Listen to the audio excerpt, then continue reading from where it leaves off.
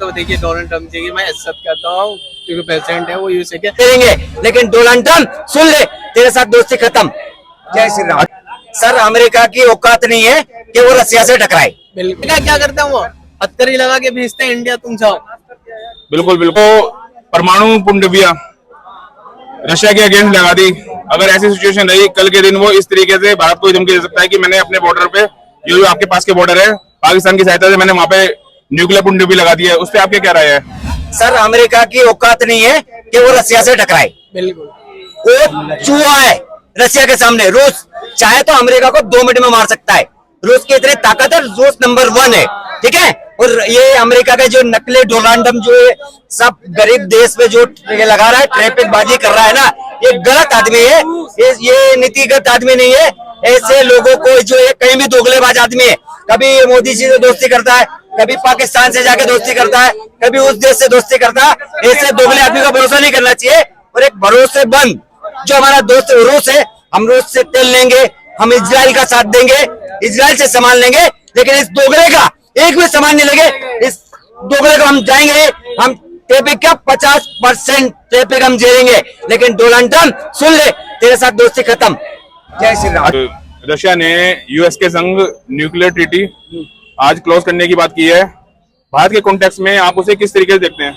Sir, ये देखिए, totally economy का तो असर आएगा ही आएगा, वर्ल्ड वाइड ही आएगा। क्योंकि अगर इस तरीके से ये सब चलता रहा तो वर्ल्ड वॉर 3 होने के चांसेस बन जाते हैं कहीं ना कहीं। और जो यूएसए की जो हिपोक्रेसी है कि मैं जो करूंगा वो सब कुछ ठीक है, लेकिन आप ये नहीं कर सकते, मैं अपने हिसाब से कानून बनाऊंगा और आपको उस हिसाब से चलना पड़ेगा। तो ये टोटली मिला के तानाशाही है उसकी, जो बिल्कुल ठीक नहीं है किसी भी देश के लिए। सारे यूरोपियन कंट्री जो भी हैं वो सारे अमेरिका के साथ, अमेरिका की फेवर में रहते हैं, क्योंकि उनका नाटो जो है वो ऑर्गेनाइजेशन है। कल प्लीज कंटिन्यू। हाँ जी, नाटो उनका ऑर्गेनाइजेशन है। अब यूक्रेन और रशिया का वॉर चल रहा है पिछले 2.5-3 साल से। अब इंडिया के ऊपर यूएसए ने पाबंदी लगा दी कि आप रशिया से ऑयल नहीं खरीदोगे। क्यों नहीं खरीदेंगे? आप खुद तो उनसे इंडिया से ज्यादा ऑयल खरीद रहे हो, और हमें जब हम खरीदते हैं तो ये बोल देते हो कि तुम रशिया को फंड कर रहे हो कि वो यूक्रेन से लड़ाई करे। तो ये तो हिपोक्रेसी हुई ना। अगर हम 5 रुपए का ऑयल खरीद रहे हैं तो यूरोपियन कंट्री के देश जो है वो 10 रुपए का ऑयल खरीद रहे हैं, अगर डेटा देखा जाए तो। सही बात है, थैंक यू। जहां तक रशिया से तेल खरीदने का सवाल है, पूरे देशों के आपने देखा होगा वर्ल्ड वाइड जो इकोनॉमिक क्रैश हो गई थी, लेकिन इंडिया की नहीं हुई। क्योंकि हमारी फॉरेन पॉलिसी बहुत जबरदस्त थी। हम अमेरिकी दबाव में नहीं आए, जबकि हमने देखा वर्ल्ड में भी अच्छे अच्छे देश जो अमेरिकी दबाव में आए हैं, लेकिन हमारी फॉरेन पॉलिसी ऐसी थी जो अमेरिकी दबाव में ना आकर के उसने रशिया से तेल खरीदना जारी रखा, जिसकी वजह से हमारी इकोनॉमी क्रैश होने से बच गई। और हमारे देश ने दिखाया भी है कि भाई हम जो डिसीजन लेंगे ना, अपने नेशनल इंटरेस्ट को ध्यान में रख के लेंगे। ये नहीं कि वो अमेरिका ने बोल दिया, वो किसी ने देश ने बोल दिया। इंडिया को इससे कोई फर्क नहीं पड़ता कौन क्या बोल रहा है। आज रशिया ने अमेरिका के साथ ये उनकी न्यूक्लियर ट्रीटी है, परमाणु संधि है, वो तोड़ने की बात की है। क्योंकि 2 दिन पहले डोनाल्ड ट्रंप ने 2 न्यूक्लियर पुंडबियां उसके बॉर्डर एरिया पे लगा दी है। इसको इंडिया के कॉन्टेक्स्ट में आप किस तरीके से देखते हैं?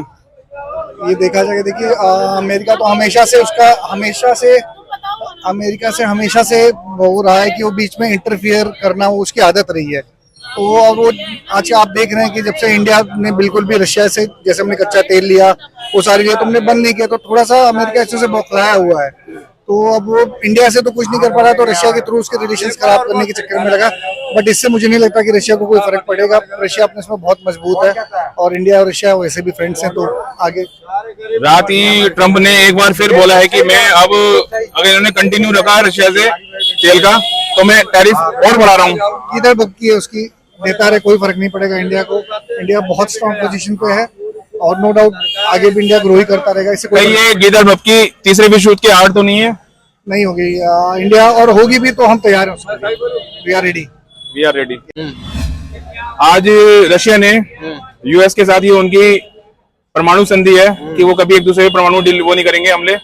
आज उन्होंने वो तोड़ने की बात की है। तो क्या तीसरे विश्व युद्ध की आड़ है? आप उसे इंडिया के कॉन्टेक्स्ट में किस तरीके से देखिए जैसे अभी हालात चल रहा है, हालात जैसे चल रहा है अभी क्या कहते हैं, इजराइल का और फिलिस्तीन का हो गया, ठीक है, रशिया और उसका हो रहा था अभी जंग बीच में। जैसे अभी हालात चल रहे हैं तो ये तीसरा युद्ध वर्ल्ड वॉर 3 होना ही है, जैसे अभी हालात है देश में। और हर जगह ये जो डोनाल्ड ट्रम्प है ये हर जगह घुस जाते हैं। इंडिया से इसका क्या लेना है? ये होता कौन है? अभी इनके मैंने एक ट्वीट देखा था, इन्होंने कहा था सीज फायर हमने रुका दिया। हमारे वजीर आलम नहीं है क्या? वो क्या कर रहे हैं? अगर आप सीज फायर करवा रहे हो तो, रुकवा रहे हो तो आप होते कौन हो बोलने वाले?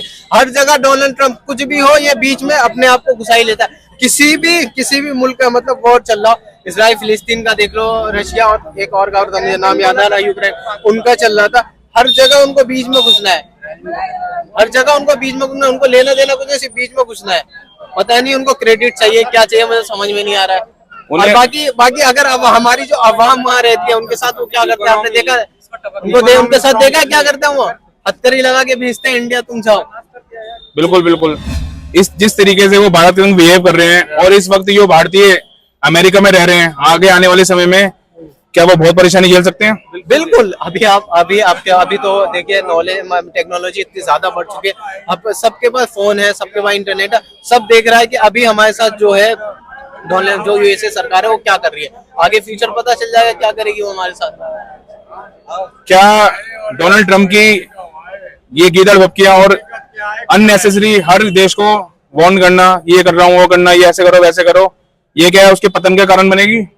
देखिए सबसे पहले जो यूएसए है वो अपने आप को सबसे ज्यादा पावरफुल सोचता है, वो सबसे ज्यादा पावरफुल सोचता है। अभी G20 का एक मीटिंग हुआ था, G20 के मीटिंग में भी आया था वो, तो वो यही सबको समझा रहा है, भाई पहले तो तुम आपस में प्यार मोहब्बत में रहो, फिर पीछे से वो उसको जाके सपोर्ट करता है, भाई तू इतने हथियार चाहिए क्या, कोई मिसाइल वगैरह चाहिए, व्हाट्सएप कर दो मिसाइल, तो मतलब लड़वाओ भी तुम, बचवाओ भी तुम चाह क्या रहो?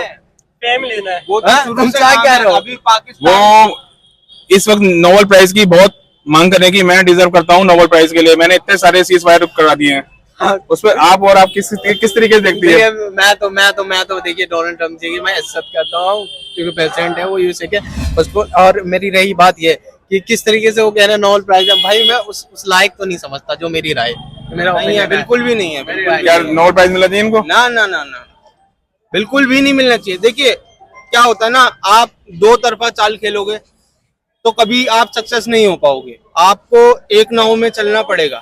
अभी जो भारत पाकिस्तान युद्ध हुआ था उसमें जो डोनाल्ड ट्रम्प जी की एंट्री हुई, उन्होंने इनडायरेक्टली पाकिस्तान को सपोर्ट किया और वो पूरी दुनिया जानती है, ठीक है। अब यहाँ पर नरेंद्र मोदी जी और डोनाल्ड ट्रम्प जी के आपसी रिश्तों को देखोगे तो वो भी बहुत अच्छे हैं, ठीक है। तो फिर वहां पर क्यों गए वो? मेरे हिसाब से अगर मतलब जनता के हिसाब से अगर पूछा जाए तो उनको तो बीच में आना ही नहीं चाहिए था, कि ना तो मैं तुम्हारी साइड आऊंगा और ना मैं तुम्हारी साइड आऊंगा। ये नरेंद्र मोदी जी अपने आप देखेंगे और पाकिस्तान के प्रधानमंत्री जो हैं वो अपने आप देखेंगे, लेकिन उन्होंने क्या करा, इनडायरेक्टली उनको सपोर्ट करा, राइट। तो वो तो दोहरी चाल हो गई ना, तो फिर वो नोबेल प्राइज के किस हिसाब से आप कर? अगर डोनाल्ड ट्रंप 25 से 50% टैरिफ कर देता है तो आपके अकॉर्डिंग क्या क्या प्रभाव पड़ सकते हैं अपनी देश की इकोनॉमी में?